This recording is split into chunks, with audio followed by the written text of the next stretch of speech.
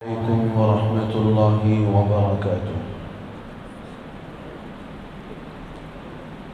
अल्हम्दुलिल्लाहि वकफ़ा वसलामुन अला इबादिहिल्लज़ीना इस्तफ़ा व अला आलिहि व अस्हाबिहिल मुज्तबा, अम्मा बअद, फ़अऊज़ु बिल्लाहि मिनश शैतानिर रजीम। बिस्मिल्लाहिर्रहमानिर्रहीम। अल्लज़ी खलक़ल मौत वल हयात लियब्लुवकुम अय्युकुम अहसनु अमला। वक़ाल नबिय्यु सय्यिदुना मुहम्मदुन सल्लल्लाहु अलैहि वसल्लम,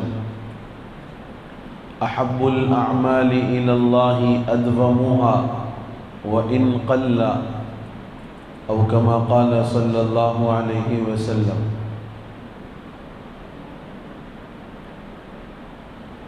बुज़ुर्गान मुहतरम, काबिल एहतराम अज़ीज़ बुज़ुर्गों,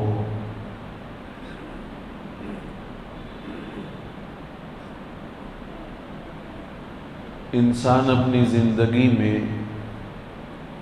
जो काम अंजाम देता है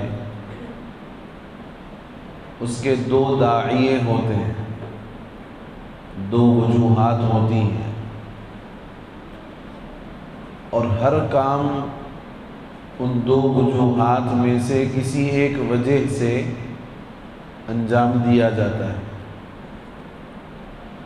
एक वजह है इंसान का अंदरूनी जज्बा, दिल का दाइया।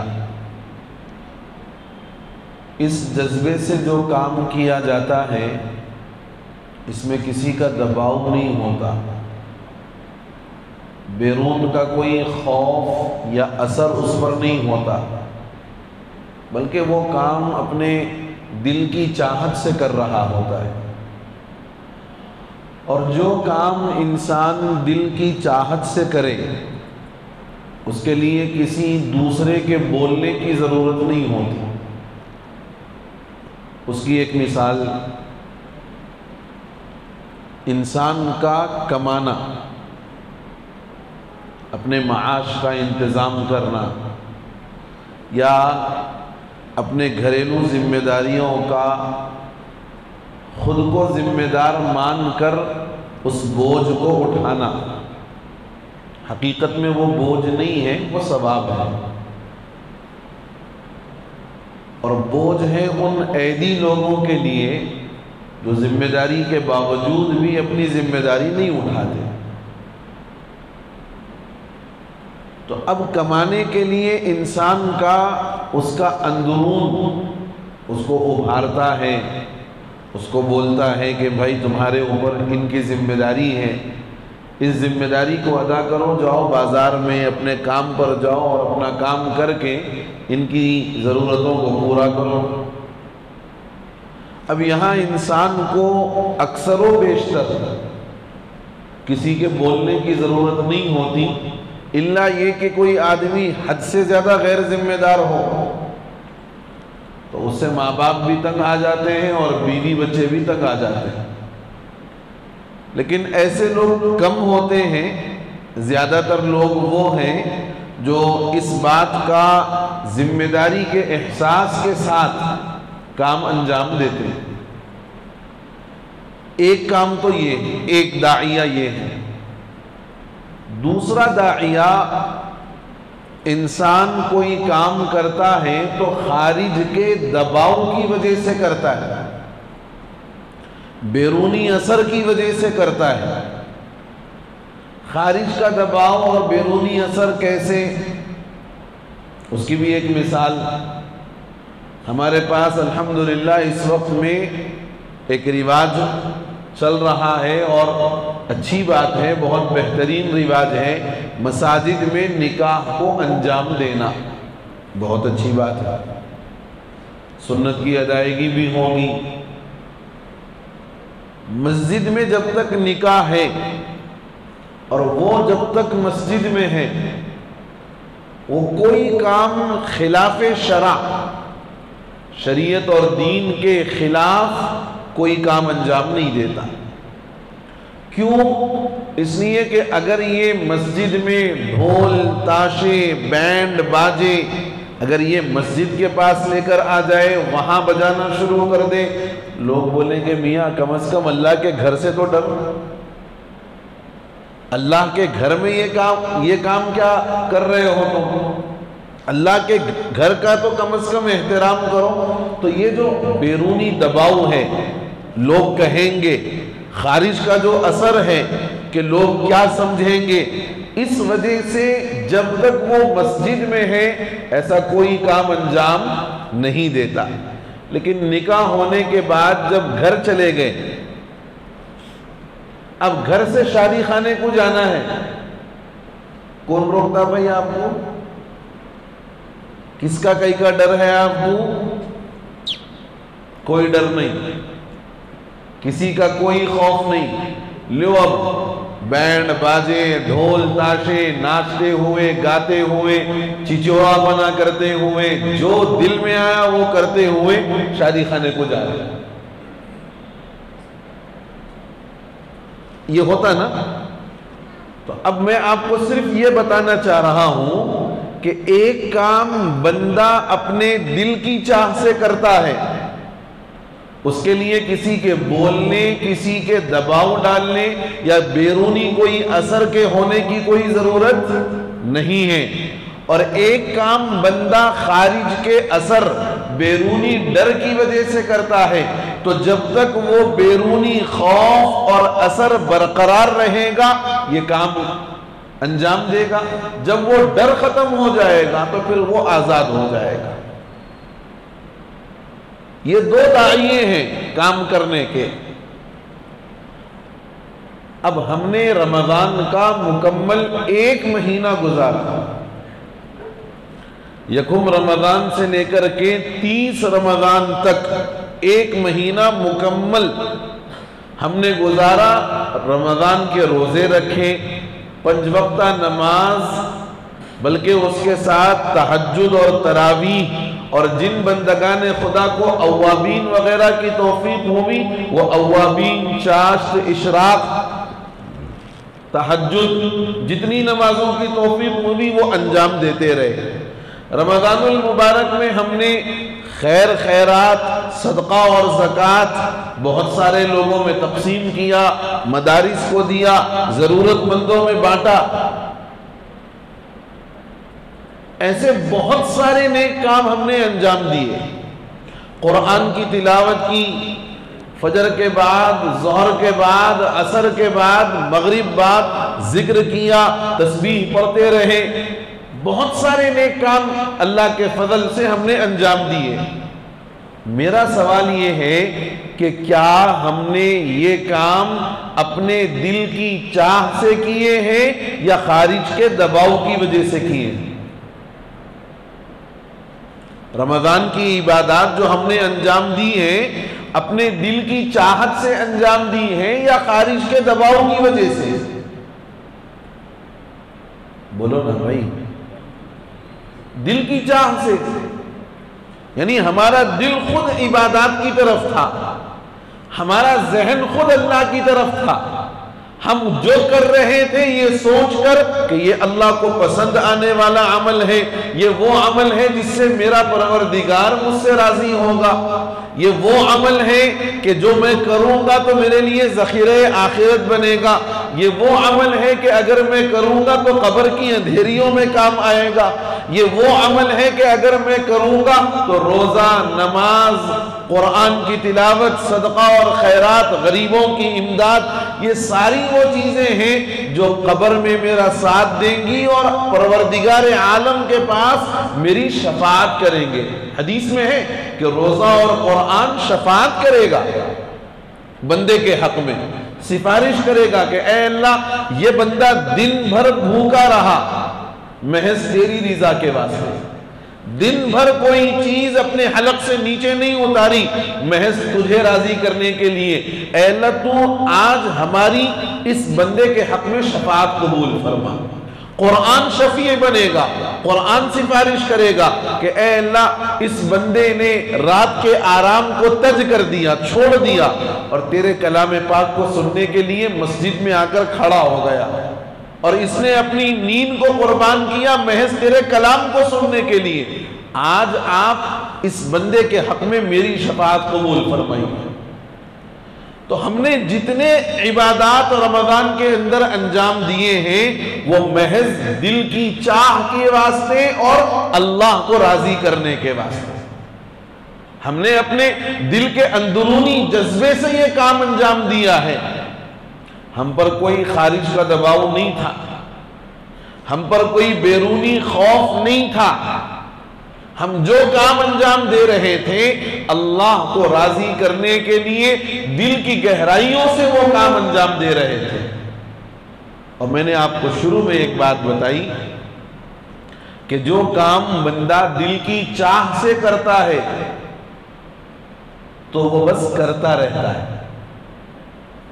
जो काम बंदा दिल की चाह से करता है वो बंदा बस करता रहता है, रुकता नहीं है, रुकता नहीं है। भाई कमाना इंसान की अपनी दिल की चाह से है ना। ऐसा तो नहीं है कि साहब 1 महीना कमा लिया, 6 महीने बैठ के खाऊंगा। करते क्या कोई ऐसा?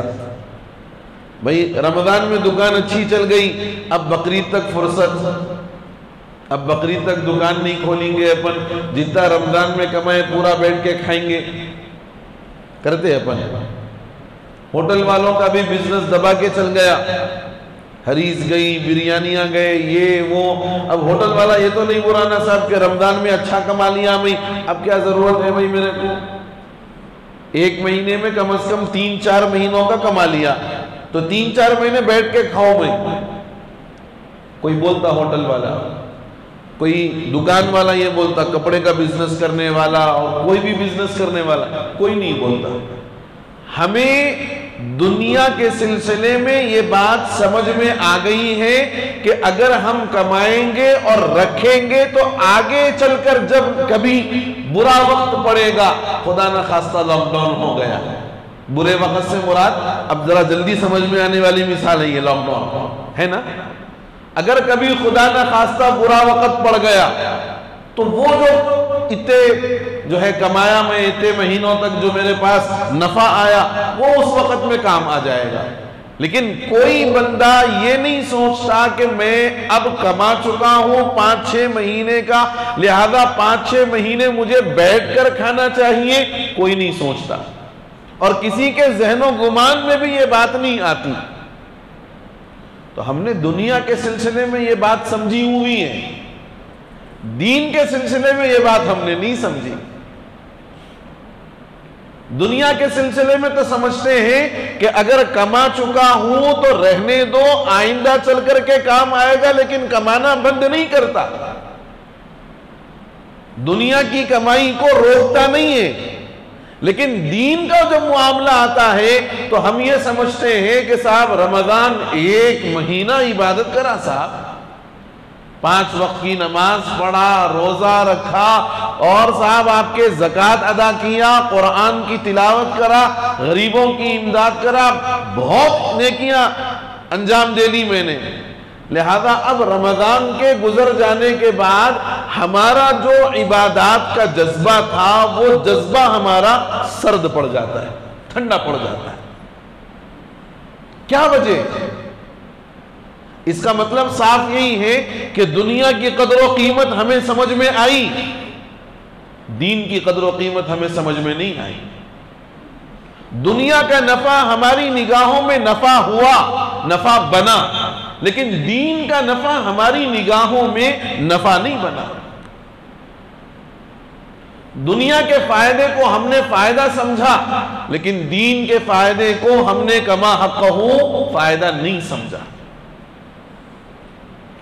यही वजह है कि अगर हमने दीन के नफे को वाक़ियतन नफा समझा होता, दीन के फायदे को अगर हमने वाक़ियतन फायदा समझा होता, तो मेरे बुजुर्गों जैसी मसाजिद हमारी रमजान के अंदर आबाद होती, गैर रमजान में भी आबाद होती। जो नेकी का जज्बा हमारे अंदरून में रमजान के अंदर पैदा होता, वो जज्बा हमारे अंदर साल के 11 महीनों में भी बरकरार रहता। क्यों? इसलिए कि मुसलमान बंदगान रहमान है, बंदगान रमजान नहीं है। मुसलमान अल्लाह की इबादत करता है, रमजान की इबादत नहीं करता। और अगर नऊज़ु बिल्लाह, हज़ारहा मर्तबा नऊज़ु बिल्लाह, कोई ये तसव्वुर करता हो कि मैं रमजान की इबादत करता हूं, तो उसको समझना चाहिए कि रमजान तो गुजर गया। क़दिन क़ज़त रमजान वरतहल वलाकिन्न सलात लम यंतकिल वलाकिन्न सदक़त लम यरतहिल वलाकिन्नल क़ुरआन लम यनक़ति वस्सवाब लम यनक़ति। कि रमजान तो गुजर गया लेकिन नमाज खत्म नहीं हुई, सदका और खैरात रुखसत नहीं हो गए, कुरान मुनक़ते नहीं हुआ, और इन आमाल पर मिलने वाला सवाब ये भी बरकरार है। अल्लाह ने इसको भी बंद नहीं फरमाया। जैसा सवाब रमजान में अल्लाह अता फरमाते थे, गैर रमजान में भी अल्लाह सवाब अता फरमाते हैं। और अगर अल्लाह की इबादत कर रहे थे हम, और यकीनन हमारा अकीदा यही है, हमारी सोच यही है, और हम अल्लाह ही के लिए इबादत अंजाम दे रहे थे, तो अल्लाह जैसे रमजान में हय्युन क़य्यूम है, रमजान से पहले हय्युन क़य्यूम है, रमजान के बाद भी हय्युन क़य्यूम है, हमेशा से जिंदा है, हमेशा जिंदा रहेगा। वो ज़ात हमेशा से बाकी है, हमेशा बाकी रहेगी। और दूसरी बात ये समझने की जरूरत है बहुत अहमियत के साथ कि इंसान जितनी इबादात अंजाम देता है, इन इबादात का फायदा खुद इंसान को होता है, खालिक को नहीं होता। जितनी इबादात अंजाम देता है, रोजा, नमाज, ज़कात, हज, सदका, खैरात, जितनी इबादात हैं, इबादात की जितनी किस्में हैं, हर किस्म का फायदा बराह रास्त इंसान को होता है, खालिक को कोई फायदा नहीं। हदीस में फरमाया गया कि अल्लाह रब्बुल इज्जत इतनी बड़ी शान वाले हैं, इतनी बड़ी इज्जत वाले हैं और इतनी बड़ी किबरियाई वाले हैं कि अगर सारी दुनिया, पूरी की पूरी दुनिया, कोई अल्लाह का नाफरमान न रहे, उसके अंदर कोई अल्लाह का इनकार करने वाला न रहे, सब अल्लाह को मानने वाले, सब अल्लाह की फरमाबरदारी करने वाले हों, कोई ऐसा ना हो जो रत्ती बराबर अल्लाह की नाफरमानी करता हो, पूरी दुनिया और दुनिया में बसने वाले तमाम के तमाम लोग अल्लाह के मुती और फरमाबरदार हो जाएं और सारे लोग अल्लाह की इबादत में हमातन मुतवज्जे हो जाएं, सब सजदे में आ जाएं, फरमाया अल्लाह की किबरियाई और बड़ाई में रत्ती बराबर का इजाफा नहीं होगा, रत्ती बराबर का इजाफा नहीं होगा। और अगर इसके बरखिलाफ पूरी दुनिया अल्लाह की नाफरमान हो जाए, कोई अल्लाह अल्लाह करने वाला ना रहे, कोई अल्लाह को मानने वाला मौजूद ना रहे, सारे अल्लाह के नाफरमान हो जाए, कोई उसका नाम लेने वाला नहीं, कोई उसकी इबादत करने वाला नहीं, फरमाया ऐसा अगर माहौल बन जाए तब भी अल्लाह की शान में रत्ती बराबर फर्क नहीं आएगा, कमी नहीं आएगी। मालूम यह हुआ कि हम जो इबादत अंजाम देते हैं मेरे बुजुर्गों अपने नफ़े के लिए अंजाम देते हैं।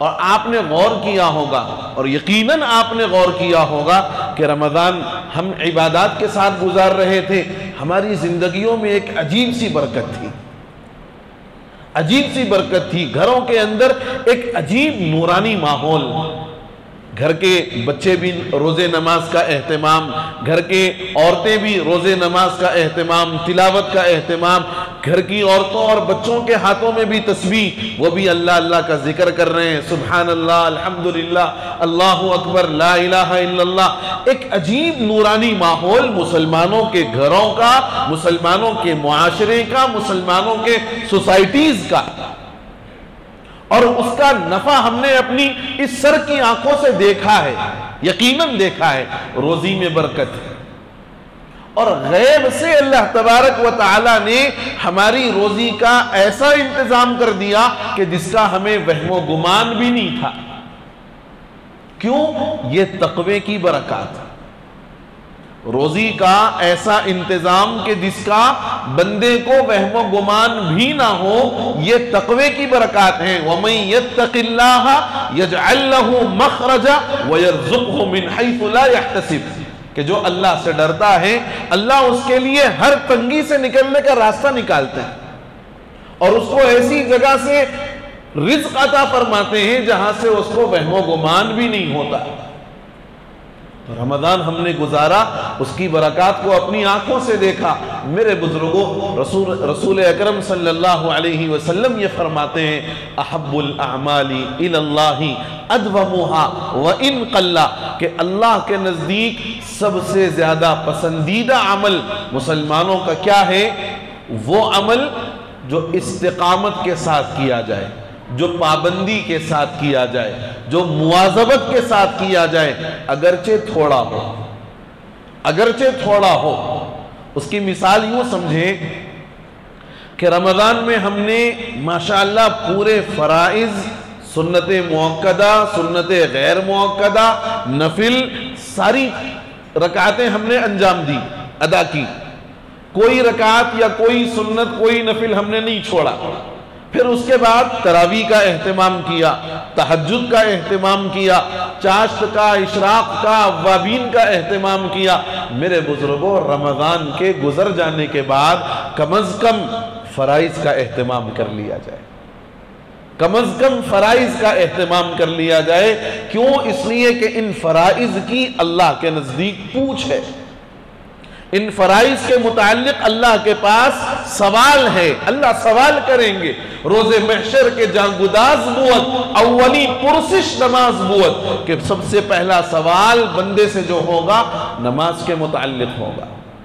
आपने बारहा सुनी होगी हदीस कि नमाज के मुताल्लिक़ पहला सवाल होगा।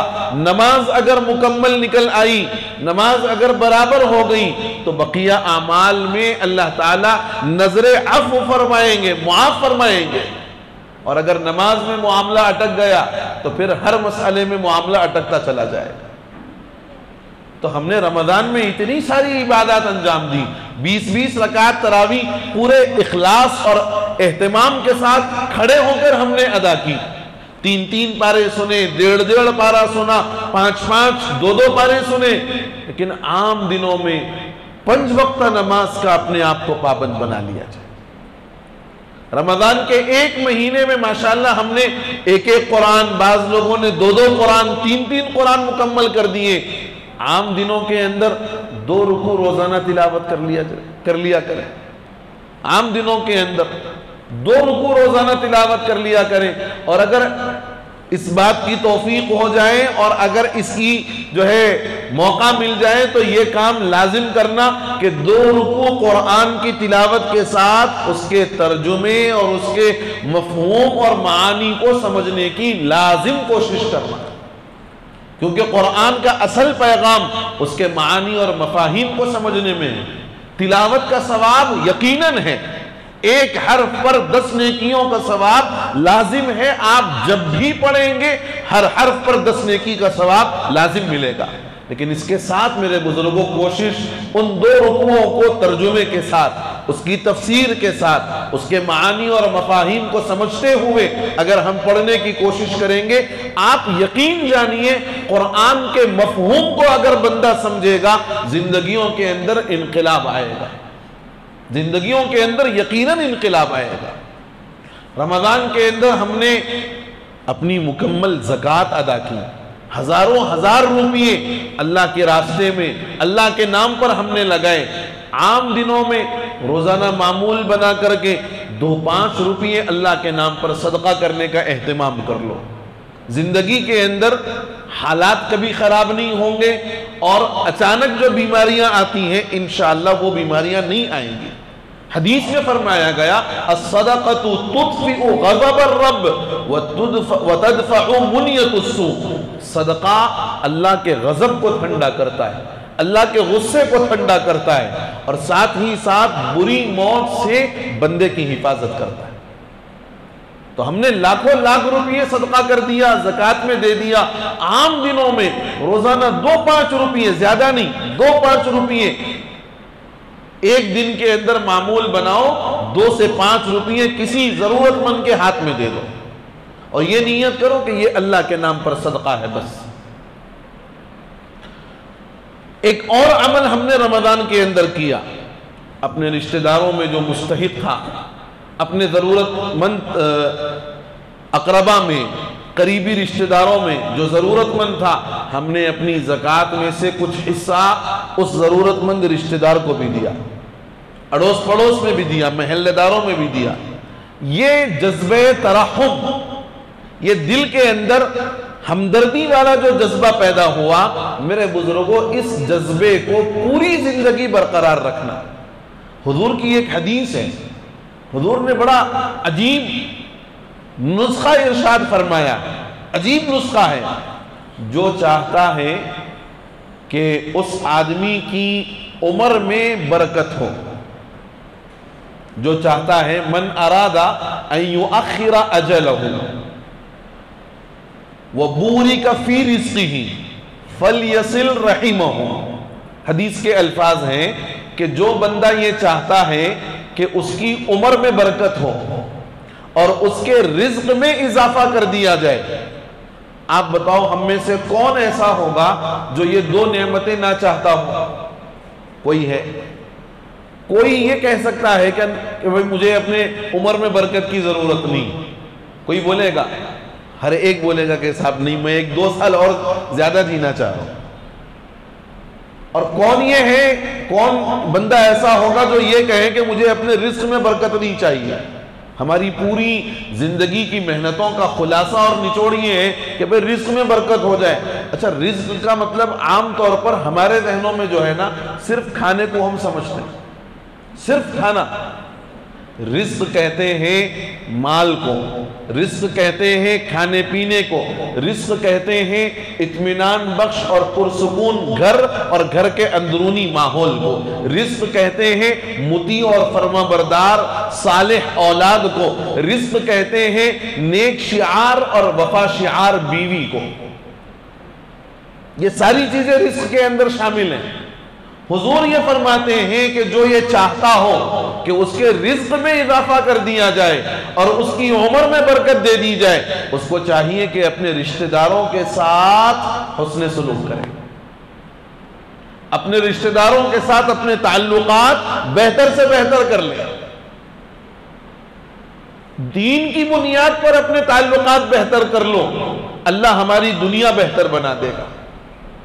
दीन की बुनियाद पर अपने ताल्लुकात बेहतर कर लो, अल्लाह हमारी दुनिया बेहतर बनाएगा। और अगर दुनिया के नाम पर ताल्लुकात बेहतर करने की फिक्र होगी तो दुनिया बनेगी न बनेगी नहीं मालूम, लेकिन आखिरत नहीं बनेगी।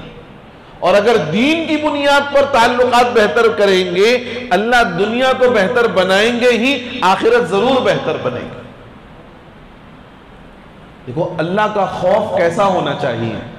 एक वाकया सुनाकर मैं अपनी बात मुकम्मल करता हूं। एक बहुत बड़े बुजुर्ग गुजरे हैं, बिश्र बिन हारिस, अल्लाह वाले बिश्र बिन हारिस।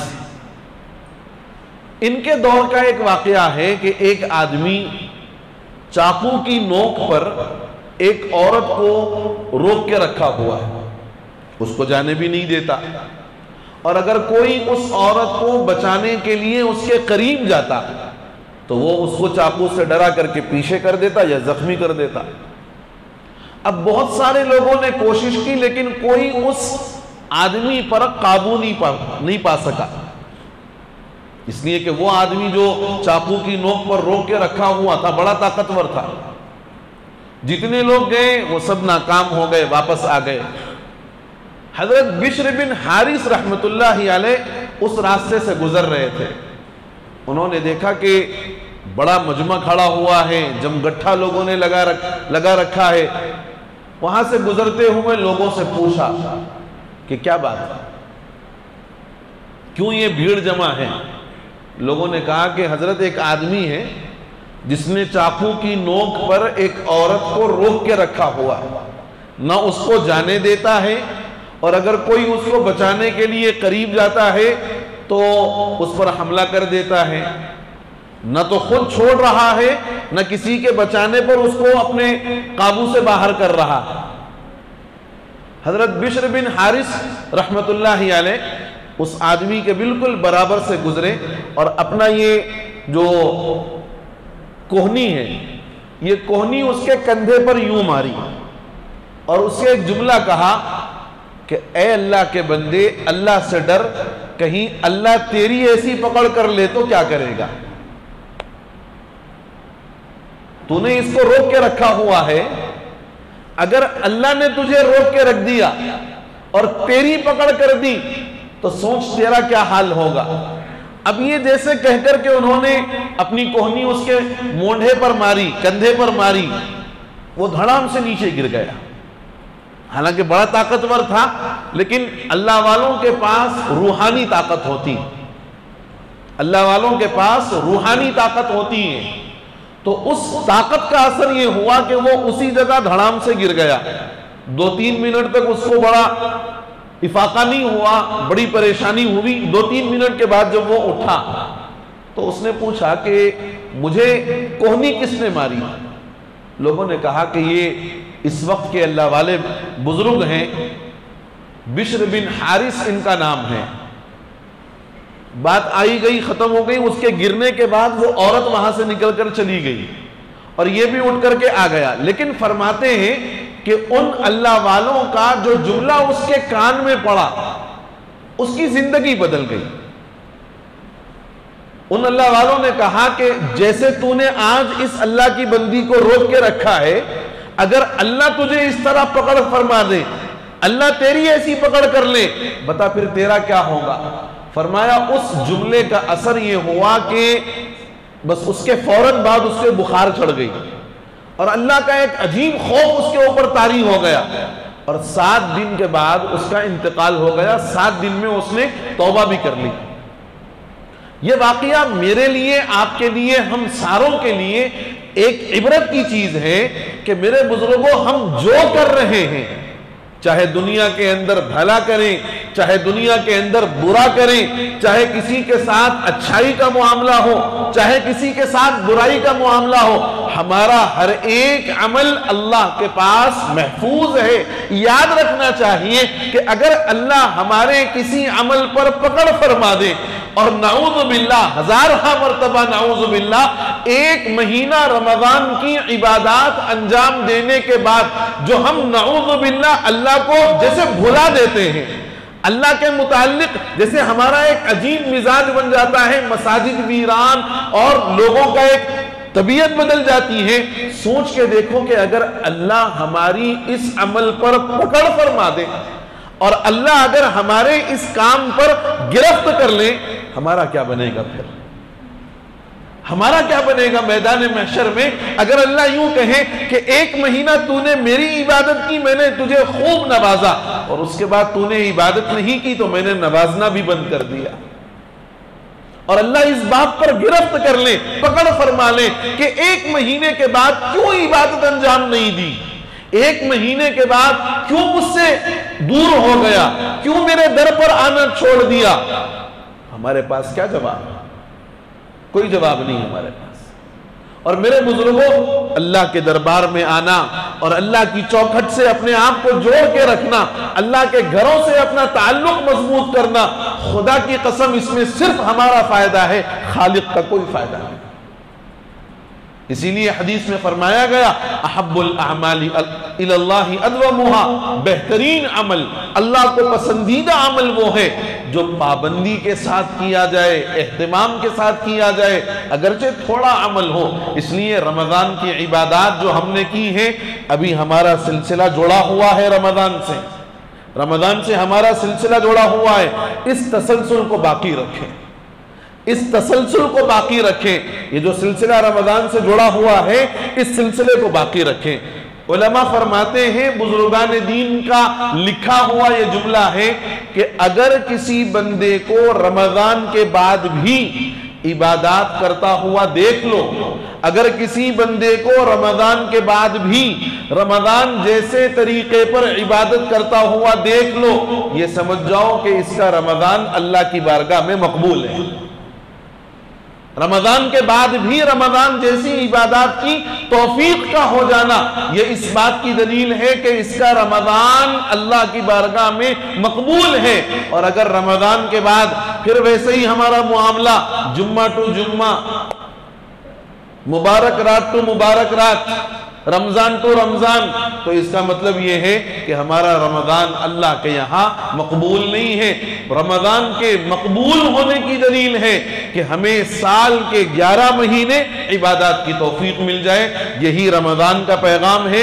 अल्लाह मुझे आपको हमारी इन इबादत का जो तसलसल रमजान से चला आ रहा है, अल्लाह इसको बाकी रखने और हमें सच्चा पक्का मुसलमान, सच्चा पक्का नमाजी और सच्चा पक्का ईमानदार बनने की तौफीक नसीब फरमा दे। आमीन या रब्बल आलमीन। व आखिरु दअवाना अनिल हम्दुलिल्लाहि रब्बिल आलमीन।